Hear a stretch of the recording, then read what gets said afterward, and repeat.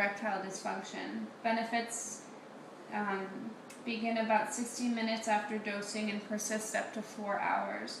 Cialis is unique in that it lasts 36 hours, and it was the third medication approved for erectile dysfunction. Benefits derive from relaxation of the penile, arterial, and smooth muscle by accumulation of the CGMP.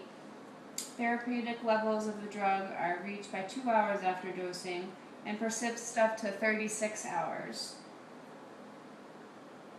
Timing of the drug administration must be tightly controlled because it's such long-lasting.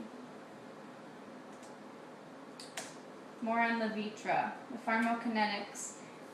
Oral bioavailability is low. It's decreased by eating a high-fat meal, similar to Viagra. Plasma levels peak an hour after dosing, and half-life is 4 to 5 hours.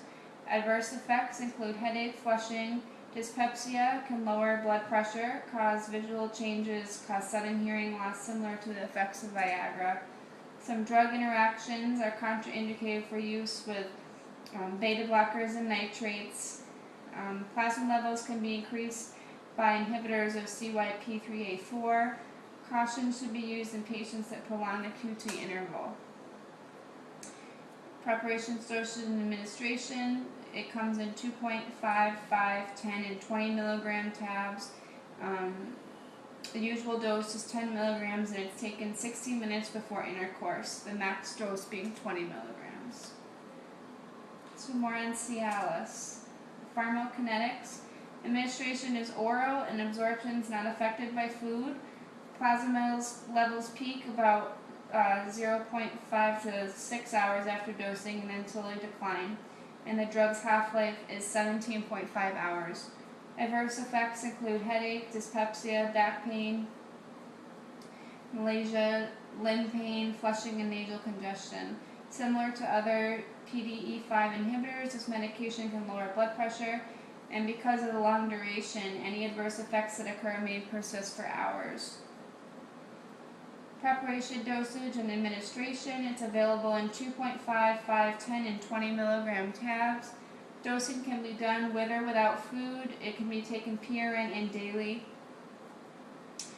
And PRN dosing, its a range of dosing is 5 to 20 milligrams, taken no more than once a day, and max dosage is 10 milligrams every 72 hours. Daily dosing is 2.5 to 5 milligrams once a day, and it's recommended only in men who anticipate sexual activity at least twice a week.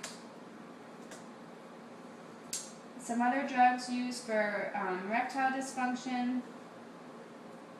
Peppervine plus phenytolamine is a combination of smooth muscle relaxant and alpha-adrenergic blocking agent.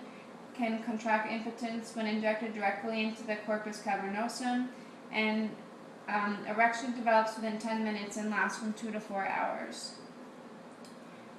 Aprostadil, which is a prostaglandin E1, can produce erection when injected directly into the corpus cavernosum, and response is rapid and the injections are painless. Erection results from relaxation of smooth muscle, causing arterial inflow to increase and venous outflow to decrease. The dosing endpoint is an erection that's insufficient for intercourse, but that is sufficient for intercourse but does not last more than an hour. It should not be used more than 3 times in a week or more than once in 24 hours. In transurethral, it's inserted into the urethra and used as an alternative to intravenous injections. Erection develops 5 to 10 minutes after the drug insertion and lasts from 30 to 60 minutes.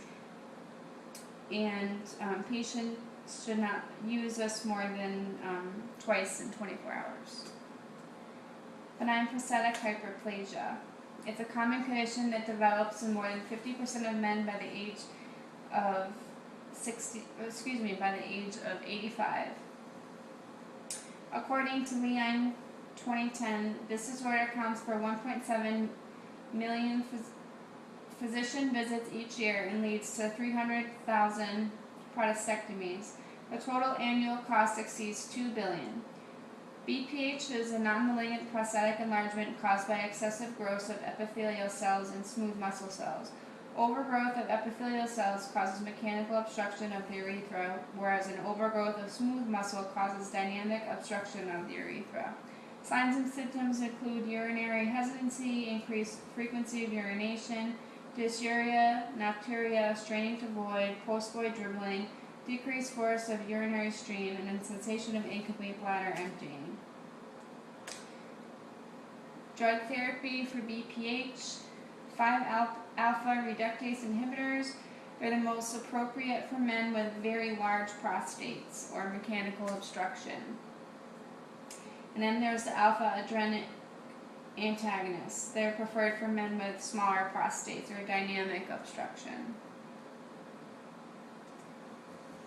5-alpha reductase inhibitors, Proscar, acts in reproductive tissue to inhibit 5-alpha reductase, an enzyme that converts testosterone to DHT, the active form of testosterone in the prostate. The treatment reduces levels of DHT in blood by 70%, but doesn't decrease testosterone levels. The decreasing DHT availability of Proscar promotes regression of prostate epithelial tissue and decreases mechanical obstruction of the urethra. Since the percentage of epithelial tissue is highest in very large prostates, Proscar is most effective in men whose prostates are highly enlarged. Benefits slowly develop over a period of 6 to 12 months.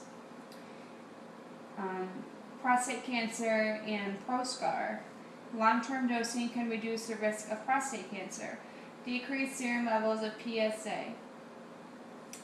So taking Proscar can help decrease your PSA levels. The expected decline is 30 to 50%. PSA levels should be determined prior to treatment, then 6 months later. If PSA levels do not fail as expected, the patient should be evaluated for cancer of the prostate. Some adverse effects are decreases ejaculate volume and libido in 5 to 10% of patients, possible development of gynecomastia in some men, and dosing administration. It's sold as the name Proscar. For men with BPH, the usual dosage is 5 milligrams once a day, and it's taken with or without food, and treatment continues for life.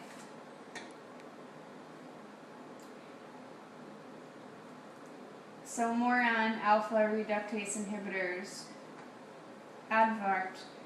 Reduction in circulating DHT is more complete. It's harmful to the developing male fetus and